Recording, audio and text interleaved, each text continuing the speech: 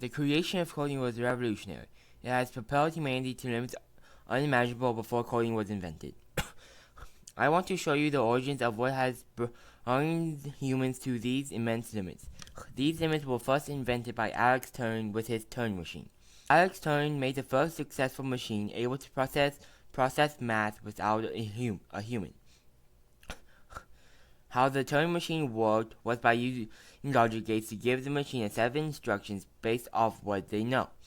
For example, if it reads a 1, it will change the 1 to a 0 and move the tape left. If the following number is 0, then the 0 will become 1, move right, and because it was the previous number is now 0, it will move right again.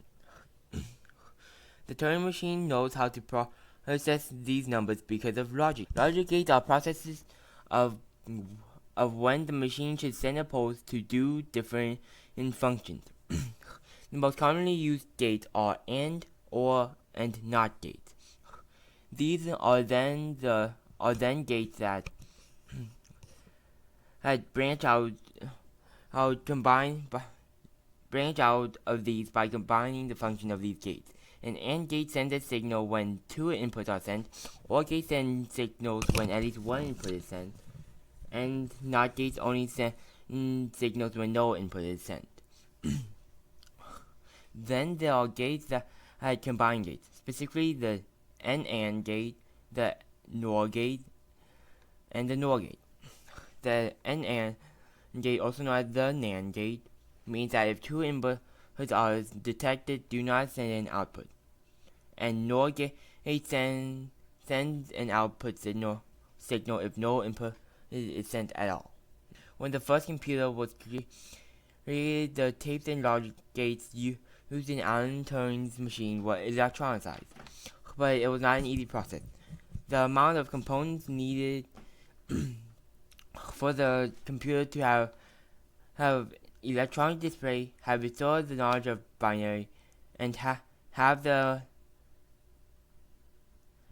logic gates function, and to remember anything else that is added to it was extraordinary. So much that it took up an entire room.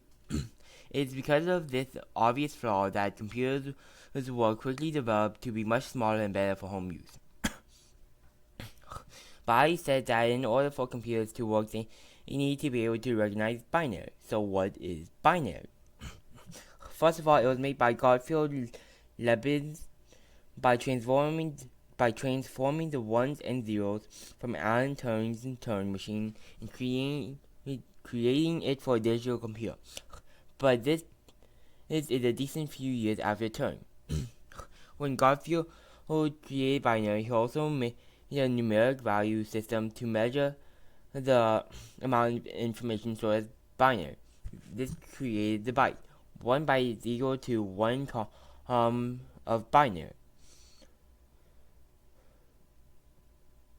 When binary is displayed as ones and zeros, this means that 1 byte is equal to or less than 1 and then equal to or greater than 0.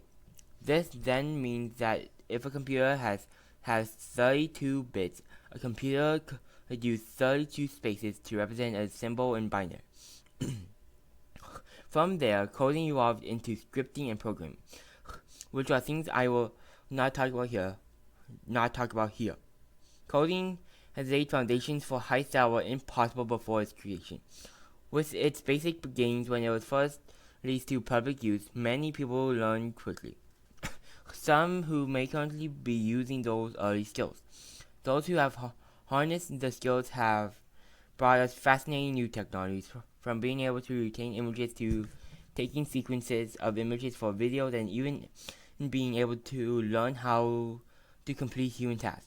It has begun from one simple machine for addition and subtraction to ones and zeros in a massive bulky machine, and that is why humanity is at its highest point today.